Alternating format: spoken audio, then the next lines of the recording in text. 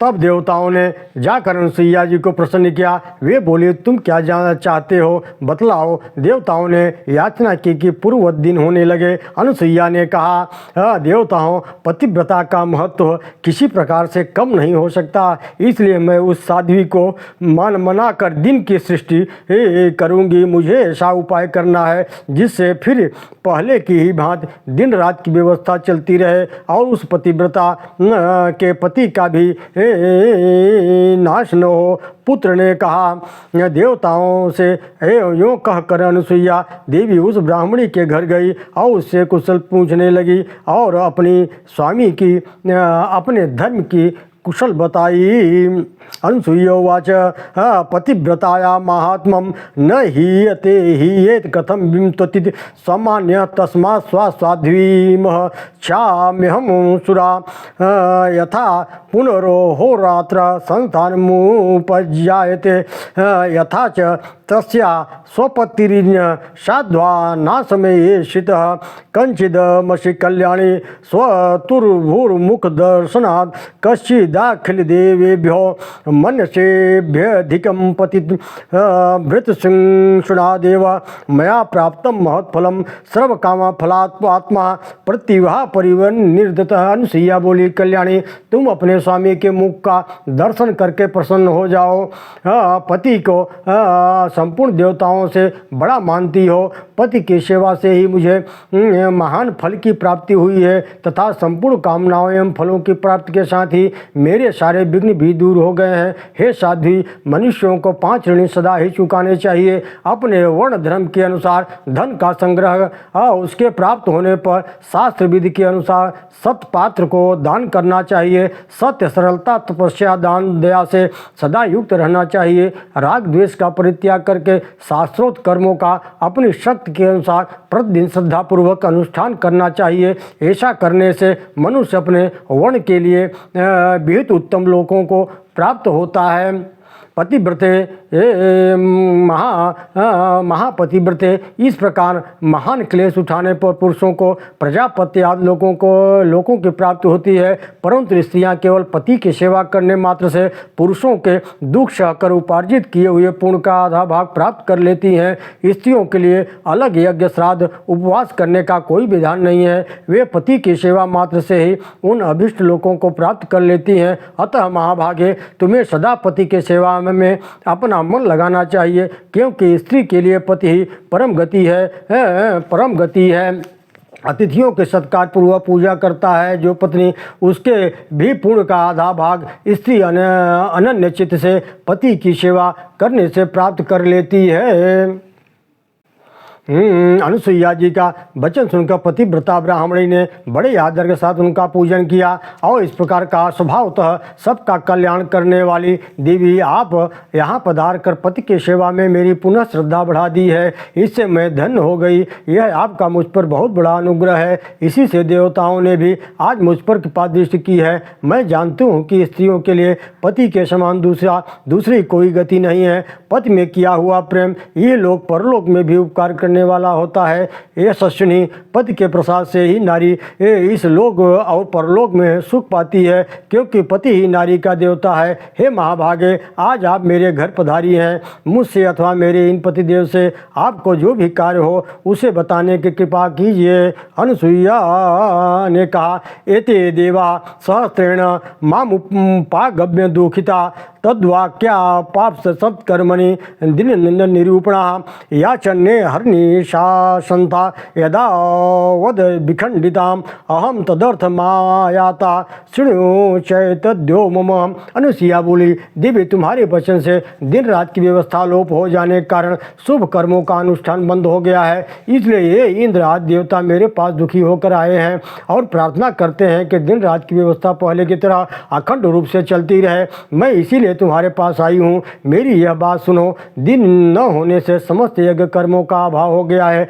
यज्ञों के अभाव से देवताओं की पुष्टि नहीं हो पाती है। अतः तपस्विनी, दिन के नाश से समस्त शुभ कर्म कार्यों का नाश हो जाएगा और उनके नाश से वृष्टि में बाधा पड़ने के कारण इस संसार को उच्छेद हो जाएगा। अतः यदि तुम इस जगत की आपत्ति से बचाना चाहती है तो संपूर्ण लोकों पर दया करो, जिससे पहले की भांति सूर्योदय होने लगे। ब्राह्मणियो उपाच मांडव्येन महाभागे सप्तो भर्ता ममेश्वर सूर्योदय विनाशम च प्राप्स्यतीत्यति मन्युना। ब्राह्मणी ने कहा, महाभागे, मांडव ऋषि ने अत्यंत क्रोध में भरकर मेरे स्वामी मेरे ईश्वर को शाप दे दिया है कि सूर्योदय होते ही तेरी मृत्यु हो जाएगी। अनुसुईया ने कहा, अनुसुईयोवाच यदि वा रोचते भद्रे तद्वद्वानादहं करोमि पूर्व मध्यहं भर्तारं च नमं तव मया हि सर्वथा श्रीराम महात्मं वर्णिना पतिव्रता नामाराध्यमिति सम्मानयते। अनुसुईया बोली, कल्याणी, यह तुम्हारी इच्छा है तो तुम कहो, तो मैं तुम्हारे पति को पूर्ववत शरीर एवं नई स्वास्थ्य व्यवस्था कर दूंगी। तुम्हारी सुंदरी मुझे पतिव्रता स्त्रियों के महात्मा का सर्वथा आदर है, इसलिए तुम्हें मैं मानती हूँ। पुत्रवाच सुमित पुत्र ने कहता है, ब्राह्मणी के तथास्तु कहकर स्वीकार करने पर तपस्विनी अनुसुईया ने अर्घ हाथ में लेकर सूर्योदय का आह्वान किया। तत्युक्तम था सूर्य माँ जुहाव तपस्विनी अनुसुईया अर्घम मुद्याय 10 रात्रे तथा निशा ततो विवेश्वान भगवान प्रफुल्ल पद्मारुकांतिकः शैल राजा समुद्र रोहारुण मंडला समस्त तमेवास्ता भर्ता प्राणो ममोच्यत पपातयो मही पृष्ठ पतंगम जगते शवा। हाथ में लेकर आह्वान किया। उस समय 10 दिनों के बराबर रात बीत चुकी थी। भगवान सूर्य के खिले हुए कमल के समान अरुण आकृति धारण किए हुए अपने महान मंडल के साथ गिरिराज उदयाचल पर आरूढ़ हुए। सूर्यदेव के प्रकट होते ही ब्रह्माणी का पति प्राणहीन होकर पृथ्वी पर गिर पड़ा, किंतु उसकी पत्नी ने गिरते समय उसे पकड़ लिया।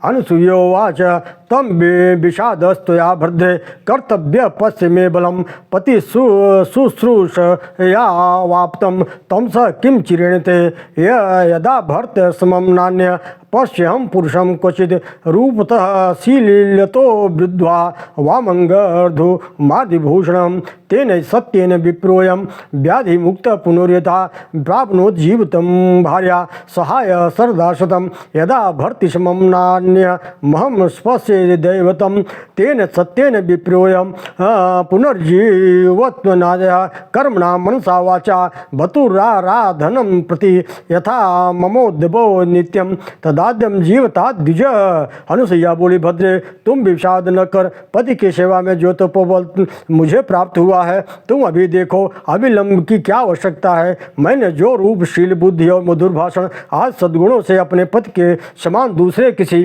पुरुष को कभी नहीं देखा। तुम सत्य के प्रभाव से यह ब्राह्मण रोग मुक्त हो, फिर से तरुण हो जाए, अपनी स्त्री के साथ 100 वर्षों तक जीवित रहे। यदि मैं स्वामी के समान किसी देवता को नहीं समझती तो यह सत्य प्रभाव से यह ब्राह्मण रोग मुक्त होकर पुनः जीवित हो जाए। यदि मन वाणी क्रिया द्वारा मेरा सारा उद्योग प्रतिदिन स्वामी की सेवा में ही लिए होता है तो यह ब्राह्मण जीवित हो जाए।